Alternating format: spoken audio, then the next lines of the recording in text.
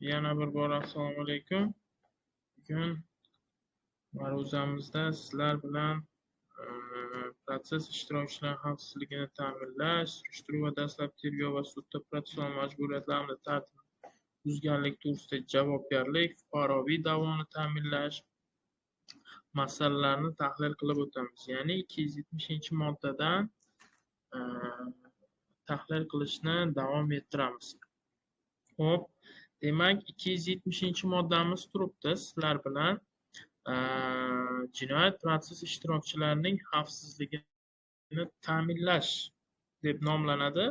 Mana birinchi qismida ko'rib turibmiz, jabrlanuvchi guvoh yoki ishda ishtirok etayotgan boshqa shaxslarga, shuningdek ularning oila a'zolari yoki yaqin qarindoshlariga o'ldirish, kuch ishlatish, mol-mulkini yo'q qilib tashlash yoxud mol-mulkiga shikast yetkazish bilan o'zga g'ayrihuquqiy xatti-harakatlar bilan tahdid qilinayotir deyish uchun yetarli ma'lumotlar mavjud bo'lgan taqdirda surishtiruvchi, tergovchi, prokuror, sud bu shaxsni hayot, salomat, sha'ni va qadr-qimmati mulkini muhofaza qilish, shuningdek aybdorlarni aniqlash hamda ularni javobgarlikka tortish choralarini ko'rishlari shart.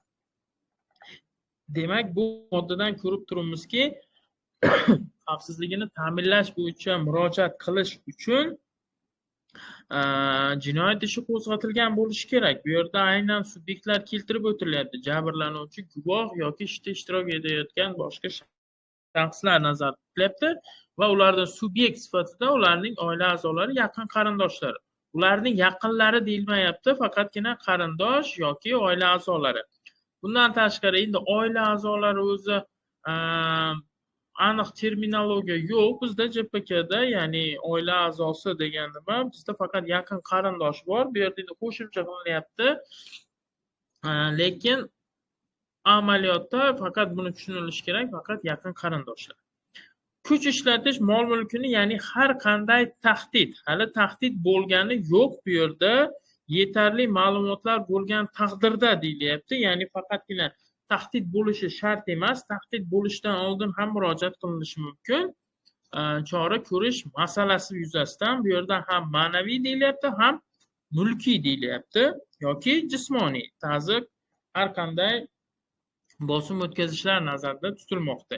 Endi ikkinchi qismiga o'tadigan bo'lsak, 270-moddani surishtiruvchi, tergovchi, prokuror, sud ichki ishlar organlariga ishda ishtirok etayotgan shaxslarning hayoti shu muhofaza qilish bo'yicha topshiriq berishga haqli deyilyapti. Demak, biz kimga murojaat qilishimiz kerak? Demak, ishni yuritishga mas'ul bo'lgan shaxslarga. Tergovchi, surishtiruvchi, prokuror, sud. Endi kim ta'minlab beradi shu narsa ijrosini deganda, faqatgina ichki ishlar organi nazarda tutilyapti. DXX emas yoki bo'lmasam prokuratura organlari emas, faqatgina ichki ishlar organlari. Endi siz buning uchun murojaat qilishingiz uchun o'sha ishni yuritishga mas'ul bo'lgan tergovchi, surishtiruvchi, prokurorga murojaat qilishingizga to'g'ri keladi. Bundan keyingi nima? Ichki ishlar organi xavf tahdid solayotgan shaxslarga doir jinoyat ishidagi mavjud ma'lumotlardan bu xavfning ehtimol xususiyati, manbalar, joyi, vaqti va boshqa holatlardan xabardor etilishi lozim. Endi bu mantiqiy norma hisoblanadi. Endi albatta xavfsizligini ta'minlash bo'yicha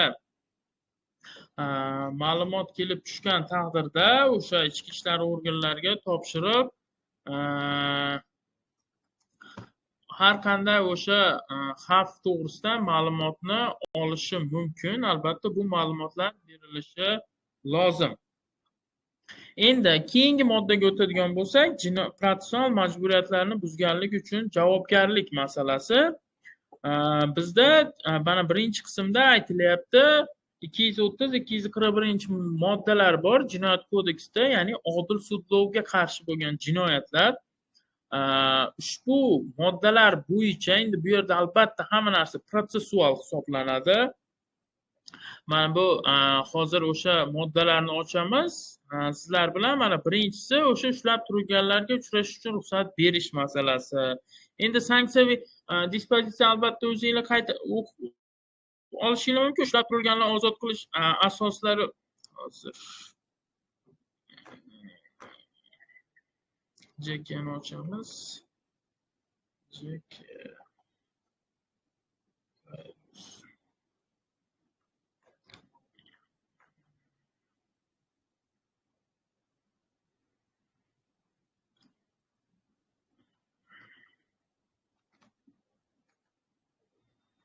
Mana odil sudlovga qarshi jinoyatlar, ya'ni aytish kishini javobgarlikka tortish, dalillarni soxtalashtirish, tezkor qidiruv natijalarini soxtalashtirish, adolatsiz hukm qaror, ajrim qaror chiqarish, bu yerda shu masalalar yoritib o'tilmoqda. Xo'p, endi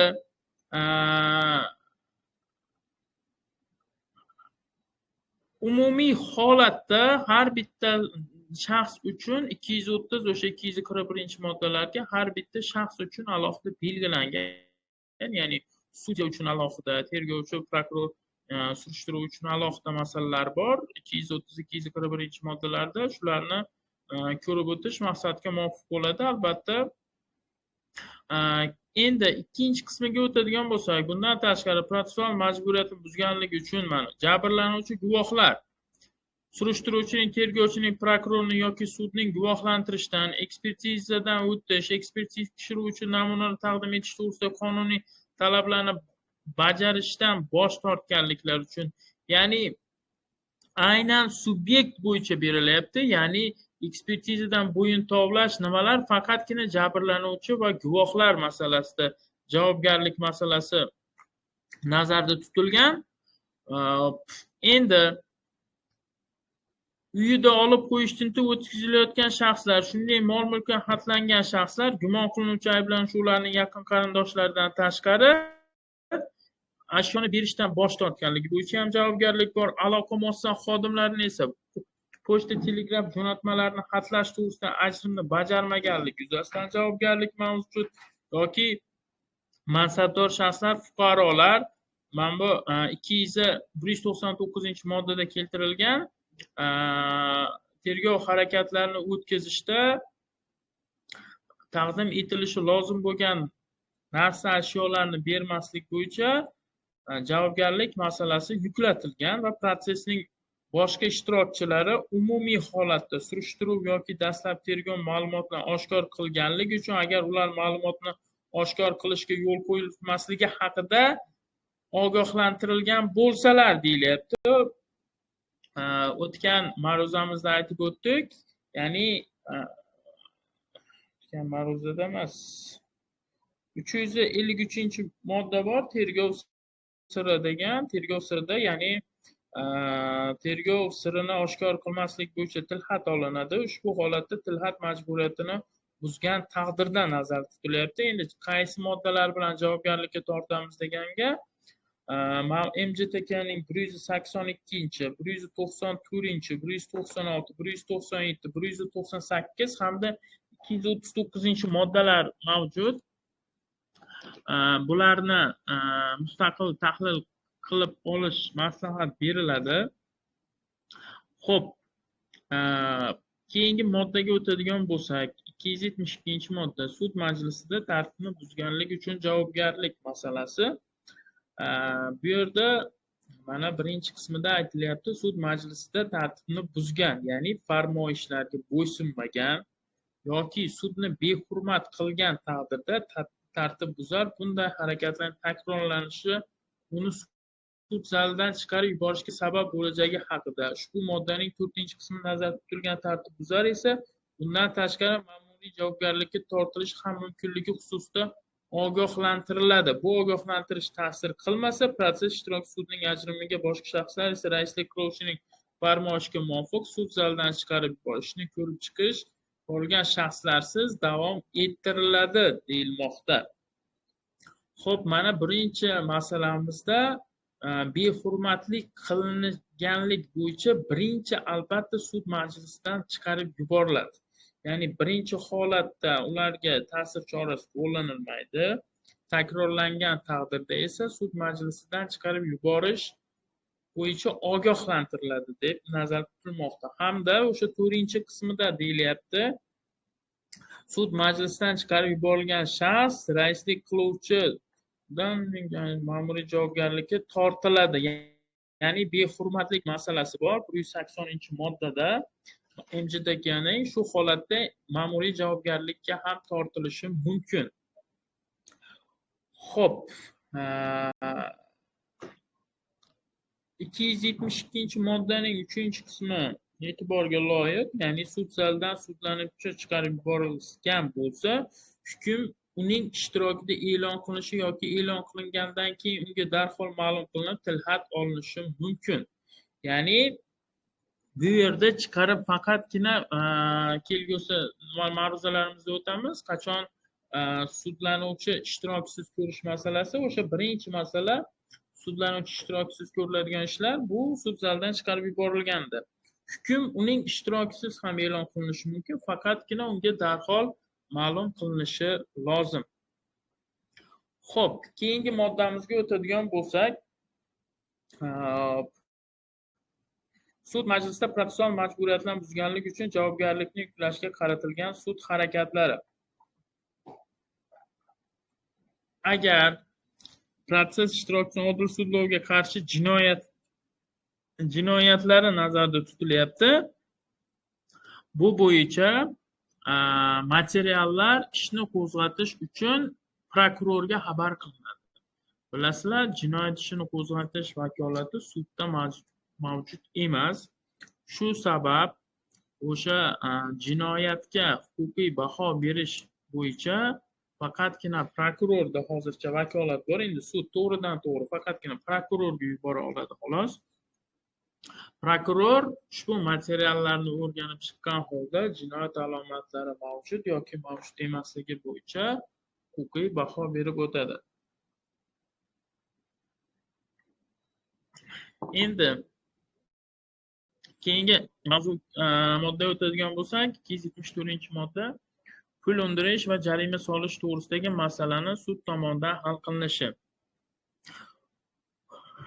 Xo'p, mana bu yerda birinchi qismida aytyapti. Pul undirish va jarima solish jinoyat ishini ko'rish qaysi sudda taalluqli bo'lsa, shu sud tomonidan amalga oshiriladi deyilyapti. Ya'ni jarima masalasi, o'sha MJTGdagi jarimaga undirish masalasi qaysi jinoyat ishi doirasida bo'lgan bo'lsa, o'sha sud tomonidan amalga oshirilishi belgilanyapti. Protsessual majburiyat yoki tartibni buzishga bevosita sud majlisida yo'l qo'yilgan bo'lsa, jarima solish haqidagi ajrim ishni ko'rayotgan sud tomonidan shu majlisning o'zida chiqariladi. Bu yerda ikkita qaror haqida gapirilyapti. Ya'ni sudning o'zida agar tartibbuzarlik qiladigan bo'lsa, bitta bayonnoma bilan javobgarlikka tortamiz. Agar sud majlisidan tashqarida bo'lsa, alohida ish yurituv qilib, buni ko'rib chiqiladi. Lekin aynan shu sud tomonidan. Endi boshqa hollarda pul undirish to'g'risidagi masala sud tomonidan pul undirilayotgan shaxs chaqirib hal qilinadi. Endi bu umumiy tartibga o'tib ketyapti. Ya'ni aynan o'sha sud uni chaqirgan holda hal qilishi lozim. Xo'p.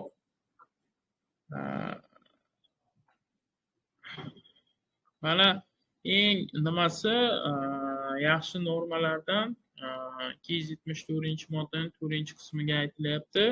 Tarjimonga, mutaxassisga, kafilga pul undirish yoxud sud majlisi zalida tartibni buzgan shaxsga jarima solish to'g'risida ajrimni chiqargan sud bu ajrimning ijrosini 3 oygacha muddatga kechiktirishga, faqat kechiktirishga yoxud ijroning bo'lib bajarilishiga ruxsat berishga haqliligi ko'rsatilyapti. Ya'ni jarimani bo'lib to'lashga ruxsat etilmoqda. Faqatgina shu 180-modda bilan buzilgan taqdirdagina nazarda tutilmoqda.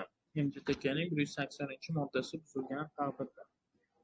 Xo'p, hurmatli tinglovchilar, 270-274-moddalar bo'yicha savollar bormi?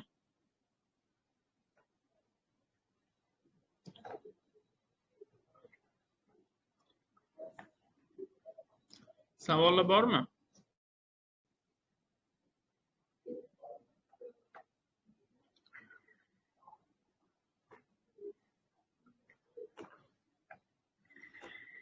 Savollar bo'lmasa, keyingi bo'limga o'tamiz. O'sha asosiy bo'limlarimizdan biri jinoyat natijasida yetkazilgan mulkiy ziyonni qoplash masalasiga qaratiladi. Ya'ni ushbu bo'limning birinchi bobi jinoyat protsessida fuqaroviy da'vo va boshqa mulkiy undirishlarga qaratilgan. Xo'p, e'tiborga olasizlar, ushbu bobdagi masalalar O'zbekiston Respublikasi Oliy sudi plenumining o'sha 2016-yil 27-dekabrdagi 26-sonli qarori bilan qo'shimcha sharhlar berilgan va tavsiyalar ishlab chiqarilgan ushbu qonun normalarini qo'llash yuzasidan.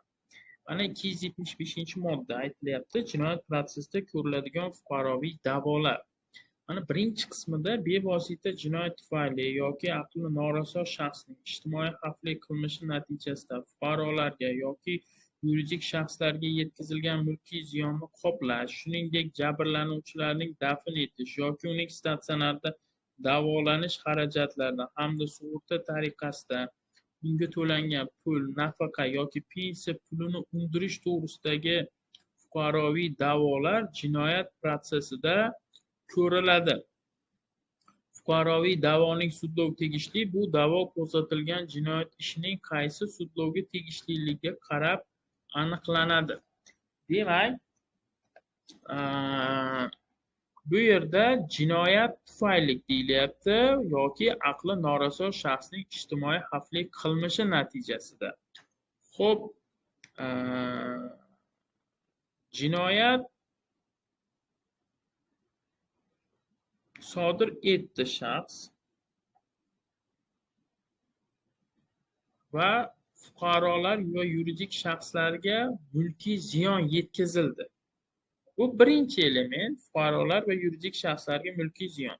Jinoyat ularga qaratilmagan, lekin jinoyat sodir etilishi jarayonida ularga mulkiy zarar yetkazildi. Bu birinchi holat. Ikkinchi holat, jabrlanuvchining dafn etilishi. Ya'ni jabrlanuvchi agar vafot etgan bo'lsa, uning dafn etish xarajatlari. Keyingi holat, statsionarda davolanish nimasi? Jabrlanuvchiga tan jarohati yetkazildi va statsionarda u davolandi. Ushbu xarajatlar, keyingi xarajatlar, sug'urta tariqasida unga to'langan pul, nafaqa yoki pensiya pulini undirish to'g'risida fuqaroviy da'volar qo'zg'atilishi mumkin.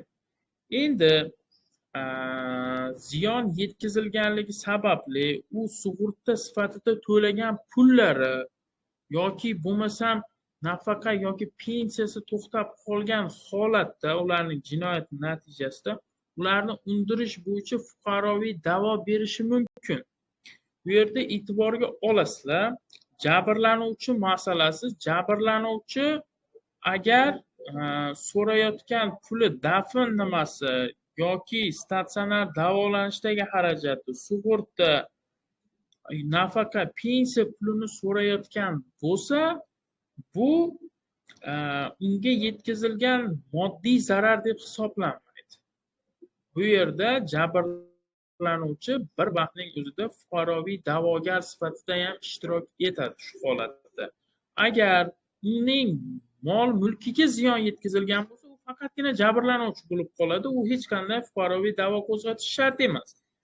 Bu ko'rib turgan dafn, statsionar, sug'urta, nafaqa, pensiya pullari jinoyat sodir etilgandan keyin kelgan zararlar hisoblanadi. Shu sabab bu fuqaroviy da'vo tartibida hal qilinadi. Endi fuqarolar, yuridik shaxslarga bu umumiy fuqaroviy da'vogar hisoblanadi. Ularga jinoyat nima qaratilmagan bo'ladi. Bu yerda e'tiborga oladigan bo'lsanglar, ham jinoyat deyilyapti, ham ijtimoiy xavfli qilmish deyilyapti. E'tiborga olamiz, agar jinoyat subyekti aqli raso bo'ladigan bo'lsa, subyekt yosh beradigan bo'lsa, u jinoyat sodir etadi, ya'ni o'sha jinoyat kodeksining 14-moddasiga berilgan ta'rifga tushadi. Aqli noraso shaxs bo'lgani uchun biz faqat uning obyektiv tomoniga baho beramiz, ya'ni uning obyektiv tomoni ijtimoiy xavfli qilmish deymiz. Ijtimoiy xavf u jinoyat bo'lmaydi, chunki aqli noraso shaxsda subyektiv tomoni bo'lmaganligi sababli bu yerda to'g'ri terminologiya ishlatish maqsadga muvofiq bo'ladi. Endi fuqaroviy da'voni sudlovga tegishlilik masalasi qaysi jinoyat ishi yuzasidan ushbu fuqaroviy da'vo kelib chiqqan bo'lsa, ushbu sud ko'rib chiqilishi lozim hisoblanadi. Endi fuqaroviy da'voni qo'zg'atish masalasini tahlil qilsak, 276-modda mavjud. Jinoyat tufayli yoki aqli noraso shaxsning ijtimoiy xavfli qilmish natijasida o'zini mulkiy ziyon ko'rgan deb hisoblovchi shaxs, bu yerda fuqaroviy da'vogar nazarda tutilyapti va jabrlanuvchi faqatgina o'sha 3 ta holat bo'yicha zarar ko'rganligi aytilyapti.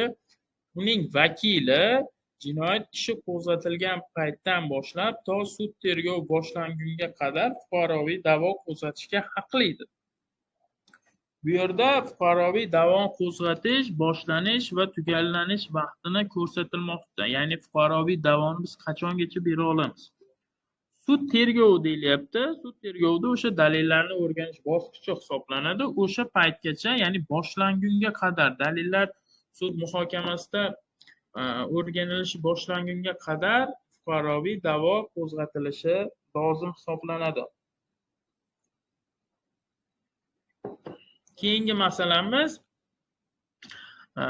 jinoyat sodir etish yoki aqli noraso shaxsning ijtimoiy xavfli qilmish natijasida mol-mulki yo'qolgan yoki shikastlangan shaxs vafot etgan taqdirda uning merosxo'rlari jinoyat protsessida fuqaroviy da'vo qo'zg'atish va uni quvvatlash huquqiga ega bo'ladi. Ya'ni bu yerda aytilyapti, o'sha merosxo'rlari fuqarolik kodeksi bilan tartibga solingan birinchi darajali, ikkinchi darajali merosxo'rlar masalasi bor. Bu yerda darajasi keltirilmayapti. Umumiy merosxo'rlar deyilyapti. Shu sabab fuqarolik kodeksidagi o'sha darajalardan kelib chiqib yetkazilgan zararni bo'yicha fuqaroviy da'vo qo'zg'atadi va uni qo'llab-quvvatlash huquqiga ega bo'lmayapti.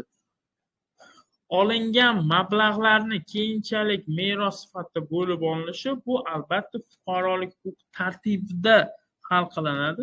Bu jinoyat ishining ko'rish predmetiga kirmaydi. Shu sabab e'tiborga olasizlar. Sud o'sha fuqaroviy da'vodagi mablag'larni bo'linishi bo'yicha ko'rib chiqmaydi. Faqatgina yetkazilgan zararni ma'lum bir shaxsga o'tkazish va uni keyinchalik fuqaroviy da'vo tartibida merosxo'rlar o'rtasida taqsimlanadi. Endi 3-qismiga o'tadigan bo'lsak, fuqaroviy da'vo yozma shaklda ham, og'zaki shaklda ham qo'zg'atilishi mumkin. Og'zaki da'vo arizasi bayonnomaga yozib qo'yiladi. Bu yerda o'sha bu yerda aytilyapti, mana 276-birinchi qismda jinoyat ishi qo'zg'atilgandan boshlab, ya'ni tergov surishtiruvchi prokurorga fuqaroviy da'voni qo'zg'atish bo'yicha murojaat qilasizlar. Bu endi og'zaki da'vo bo'lgani uchun bayonnomaga yozib qo'yilishi kerak yoki bo'lmasam yozma shaklda berishingiz mumkin. Fuqaroviy da'voni qo'zg'atish to'g'risida ariza bilan murojaat qilishingiz mumkin. Keyingi qismini tahlil qiladigan bo'lsak, fuqaroviy da'vo yozma jinoyat protsessida fuqaroviy da'vo qo'zg'atish, uni ko'rib chiqish va hal qilish uchun davlat boji undirilmaydi. Bilamiz, fuqaroviy da'voda o'sha bojlar to'g'risidagi, davlat boji to'g'risidagi qonun bilan tartibga solingan har bir mulkiy va nomulkiy da'volardan kelib chiqib belgilanadi. Lekin bu fuqaroviy da'vo bo'lishiga qaramasdan jinoyat natijasi, ya'ni jinoyat sodir etilishi bilan bog'liq bo'lganligi va jinoyat ishi bilan birga ko'rib chiqilayotganligi munosabati bilan davlat boji keltirilmaydi. O'sha 2% bo'ladimi, 4%, ya'ni qancha so'ralayotgan bo'lsa, ya'ni 10 million so'raladimi, 100 million so'raladimi, bu yerda hech qanday davlat boji undirilmaydi. Keyingi qismiga o'tadigan bo'lsak, jinoyat protsessida fuqaroviy da'vo qo'zg'atmagan shaxs, shuningdek da'vosi ko'rilmasdan qoldirilgan shaxs uni fuqaroviy sud ishlarini yuritish tartibida qo'zg'atishga haqlidir deyilyapti. Bu yerda e'tiborga olamiz, mana bu yerda umumiy aytilyapti.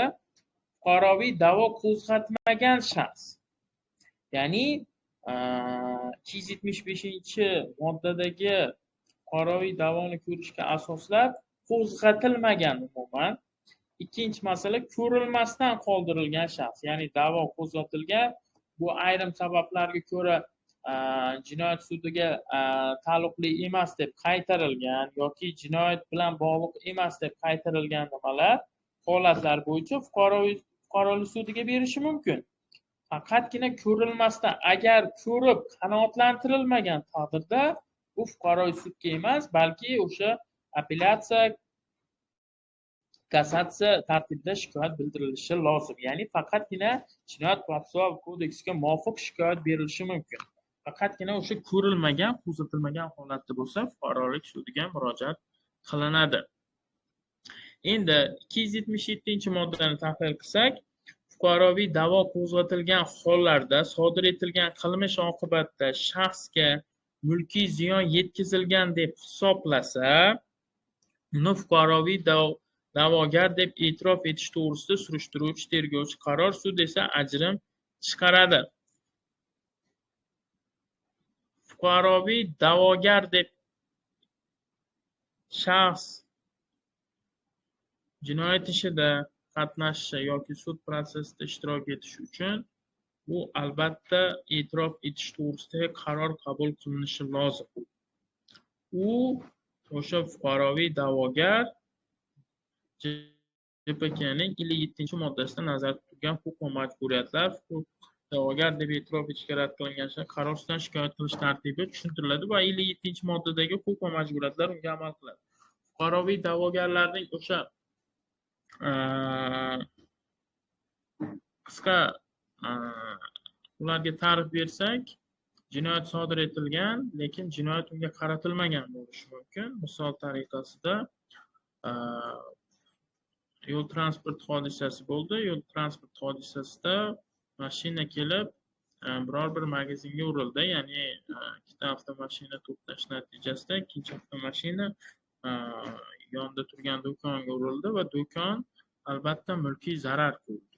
To'g'ridan to'g'ri transport hodisasi natijasida unga misol to'g'ridan to'g'ri unga qaratilmagandi jinoyat. Shu sabab bu yerda do'konni egasi fuqaroviy da'vogar bo'lishi mumkin. Ya'ni fuqaroviy da'vo qo'zg'atgan taqdirda ikkinchi transport egasi o'sha haydab kelayotgan shaxs agar zarar ko'rgan bo'lsa, bu jabrlanuvchi bo'lyapti. O'sha mashinasi hammasi zarar ko'rdi, mulkiy zarar ko'ryapti. Jabrlangan shaxs jabrlanuvchi sifatida e'tirof etishimiz mumkin. Endi agar u statsionar davolanishdagi mablag'ni ham so'rayotgan bo'lsa, ham jabrlanuvchi, ham fuqaroviy da'vogar hisoblanadi. Lekin bu narsalarni so'ramasdan faqat o'ziga yetkazilgan zararni so'rayotgan bo'lsa, biz faqatgina uni jabrlanuvchi sifatida e'tirof etamiz. Xo'p, endi 278-moddaga keladigan bo'lsak, ariza beruvchi fuqaroviy da'vogar deb e'tirof etilgach va ayblanuvchi, sudlanuvchi yoki o'ziga nisbatan tibbiy yo'sinni majburlovchi chora qo'llanish to'g'risida masala qo'yilgan shaxsning qilmishlari oqibatida yetkazilgan ziyon uchun qonunga ko'ra boshqa shaxslar mulkiy javobgar ekanligi aniqlangach, tegishli fuqaroni yoki yuridik shaxsni ishda fuqaroviy javobgar tariqasida ishda ishtirok etishga jalb qilish to'g'risida qaror chiqariladi deyilyapti. Ya'ni bu yerda fuqaroviy javobgarga ta'rif berib o'tilyapti. Bu yerda e'tiborga olasizlar, qonunga ko'ra boshqa shaxslar mulkiy javobgar ekanligi. Qonunga ko'ra kimlar bo'lishi mumkin? Voyaga yetmagan shaxslar, o'sha emansipatsiya qilinmagan shaxslar fuqarolik kodeksi bo'yicha ular javobgarlik masalasida moddiy javobgarlik bo'yicha tortib bo'lmaydi. Ularning ota-onalari javobgar hisoblanadi. Jinoyat huquqi bo'yicha jinoyat javobgarlikka tortishda ularni o'zini tortamiz, lekin mulkiy qismga keladigan bo'lsak, ularning ota-onalari yoki bo'lmasa vasiylik organlari bo'lishi mumkin. Shu yerda biz mulkiy javobgar ekanligini ko'rsatib o'tyapmiz. Xo'p, endi ular albatta 59 va 63-moddalarda JPKni huquq va majburiyatlari berib o'tilgan. Keyingi moddani tahlil qilib o'tamiz. Prokuror fuqaroviy da'voni qo'zg'atishi yoki ko'rsatilgan fuqaroviy da'voni quvvatlashi yoxud bashar, davlat yoki jamiyat manfaatini yoki fuqarolar huquq va qonun manfaatini himoya qilishni taqozo etsa, da'voga qarshi e'tiroz bildirishi shartlilik ko'rsatilyapti. Bu albatta prokurorning huquqi keltirilgan fuqaroviy da'voni ish holatidan kelib chiqib quvvatlashi ham mumkin yoki bo'lmasam e'tiroz bildirishi ham mumkin. Bu albatta har bir holat bo'yicha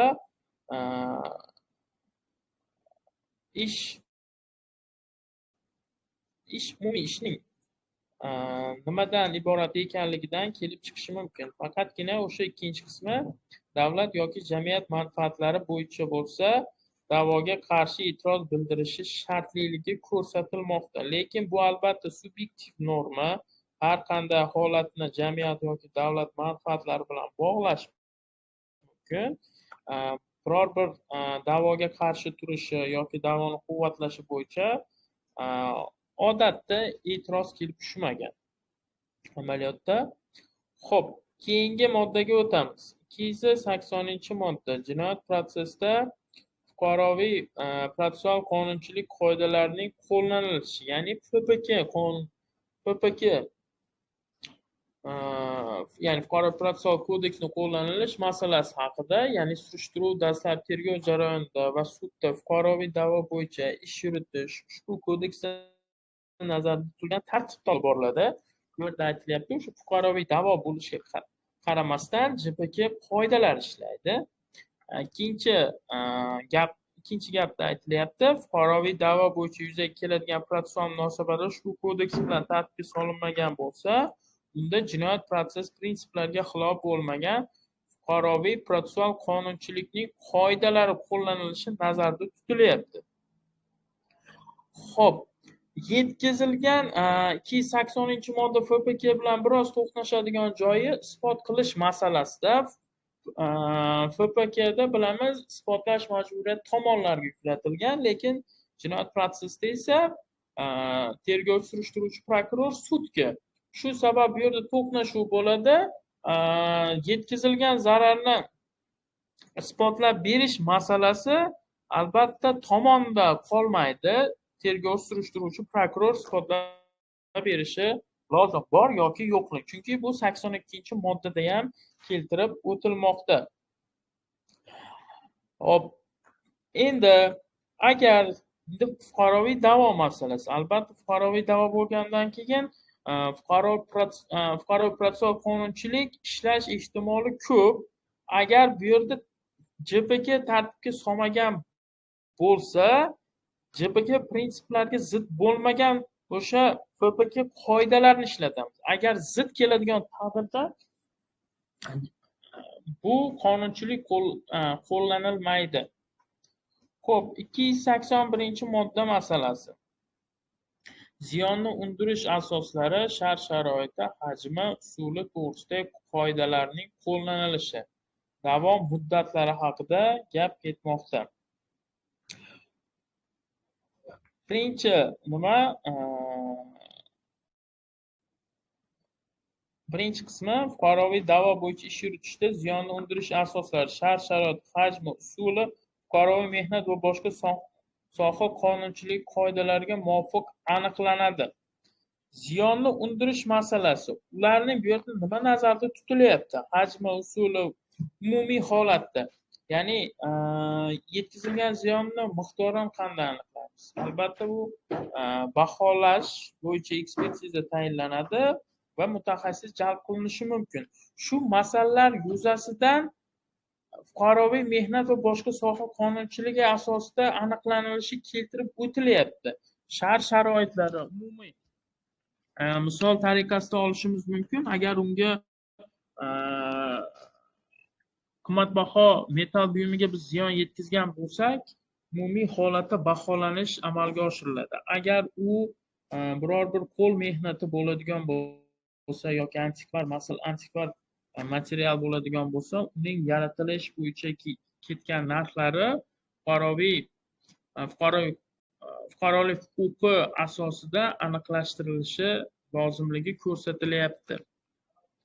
Endi ikkinchi qismga o'tadigan bo'lsak, boshqa soha qonunchiligida belgilangan da'vo muddati jinoyat prosessidagi fuqaroviy da'voga nisbatan qo'llanilmasligi keltirilyapti. Mehnat huquqi bo'yicha fuqaroviy da'vo mehnat bo'yicha fuqaroviy da'vo muddati 1 oy. Umumiy fuqarolik huquqi bo'yicha da'vo muddati esa 3 yil. Lekin har qanday da'vo muddati jinoyat natijasida yetkazilgan zararlarga nisbatan qo'zg'atilgan fuqaroviy da'volarga nisbatan qo'llanilmasligi keltirib o'tilmoqda. Ya'ni jinoyat natijasida yetkazilgan zarar bo'yicha fuqaroviy da'voni har qanday vaqt o'tishidan qat'iy nazar qo'zg'atilishi mumkin. Endi jinoyat ishi bilan birga ko'rilmagan bo'lsa, fuqarolik sudiga murojaat qilinishi mumkin va fuqarolik sudi fuqaroviy da'vo muddati o'tkazib yuborilganligi munosabati bilan rad qilish mumkin emas. Hozir 1 daqiqa.